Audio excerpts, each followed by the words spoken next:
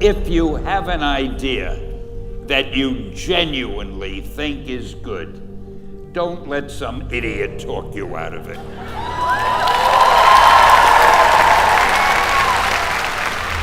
We had already done the Fantastic Four and I think maybe the X-Men, I can't remember the order, but my publisher came to me and he said, Stan, I want you to come up with another superhero. So I said, okay, and I went home, and when my publisher said do something, I'd better do it because I wanted to keep my job. I thought, what can I come up with now? And the most important thing in a superhero at first is the superpower. Once you get that, everything else comes along. So I thought, what power will I give a new guy? And I saw a fly crawling on the wall. And I said, hey, if I could get a superhero that could stick to walls and crawl on them, man, that would be cool. So I thought that was good. Now I needed a name. So I said, well, let's see, Fly Man, Mosquito Man. I got down to Spider-Man. Spider-Man. It just sounded dramatic. So, okay, I had my hero, I had his power, his name, and then I figured just for fun, I'm gonna give him personal problems. Because except for you people who are that your lives are perfect, but most other people have personal problems.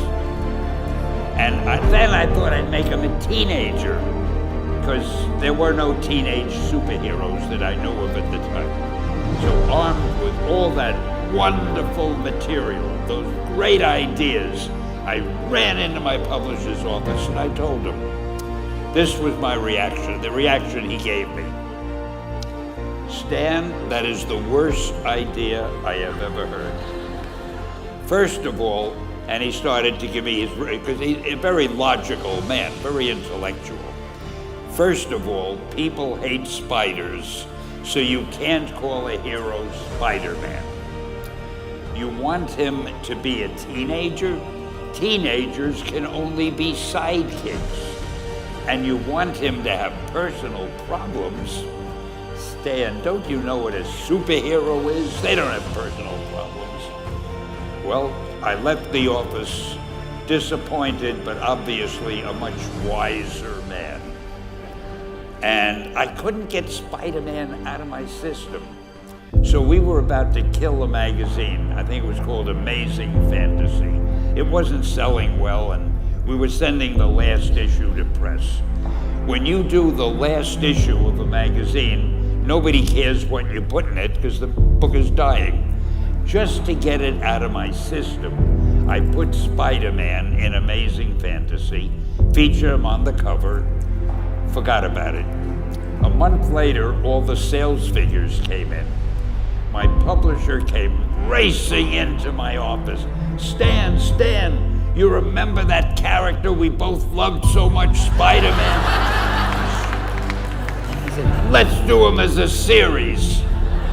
Now, why am I telling you this?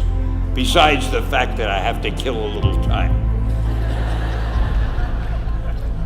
If you have an idea that you genuinely think is good, don't let some idiot talk you out of it.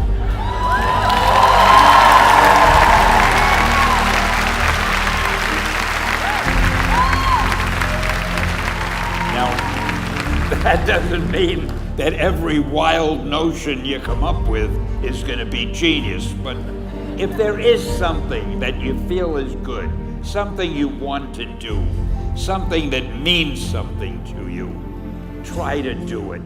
Because I think you can only do your best work if you're doing what you want to do, and if you're doing it the way you think it should be done.